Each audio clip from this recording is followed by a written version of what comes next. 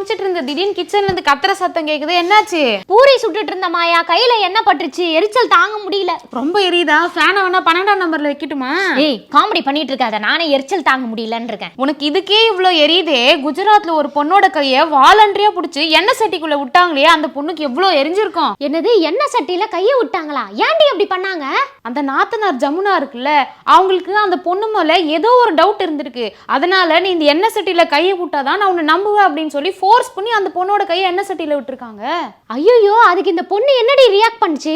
அந்த பொண்ணு என்னால விடவே முடியாதுன்னு உறுதியா இருந்திருக்கு. அதனால அந்த நாத்தனார் என்ன பண்ணிருக்கு, வாலண்டரியா அந்த பொண்ணோட கையை பிடிச்சி எடுத்துட்டு போய் எண்ணெய் சட்டிக்குள்ள விட்டுருச்சு. ஐயோ, எனக்கு சின்ன காயமே தாங்க முடியலையேடி, எரிச்சல். அந்த பொண்ணுக்கு எப்படி இருந்திருக்கும்? பாவம்ல அந்த பொண்ணு. அதுக்கப்புறம் என்ன பண்ணிருக்காங்க, அந்த சம்பவத்துக்கு தொடர்புடைய எல்லார் மேலயும் போலீஸ் கேஸ் போட்டிருக்காங்க தெரியுமா? சரி, அது இருக்கட்டும். இந்த நாத்தனார் ஏன்டி இந்த மாதிரி ஒரு வேலை பண்ணுச்சு?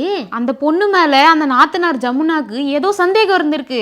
நீ எண்ணெய் சட்டிக்குள்ள கையை விட்டாதான் நீ வந்து பியூரானவன் நான் நம்புவேன்னு சொல்லிட்டு அந்த பொண்ணோட கையை பிடிச்சி எண்ணெய் சட்டியில விட்டாங்க. அந்த காலத்துலதான் இதெல்லாம் நம்பிட்டு இருந்தாங்க அப்படின்னா இன்னமும் இதெல்லாம் ஃபாலோ பண்ணிட்டு இருக்காங்களாடி? என்ன பண்றது, இந்த மாதிரி நடந்துகிட்டு தானே இருக்கு. இப்ப கடைசியில அந்த பொண்ணு தான் போய் ஹாஸ்பிட்டல் அட்மிட் ஆகி ட்ரீட்மெண்ட் எடுத்துட்டு இருக்கு. ஐயோ, அந்த கதை இருக்கட்டும் டி. இப்ப எனக்கு எதனா பண்ணு எரிச்சலுக்கு. சாரி டி, நான் இந்த கதையை சொல்லும் போது அதை மறந்துட்டேன். நான் போய் தேங்காய் எண்ணெய் எடுத்துட்டு வரேன், அதை தடவை உனக்கு எரிச்சல் குறைஞ்சிரும்.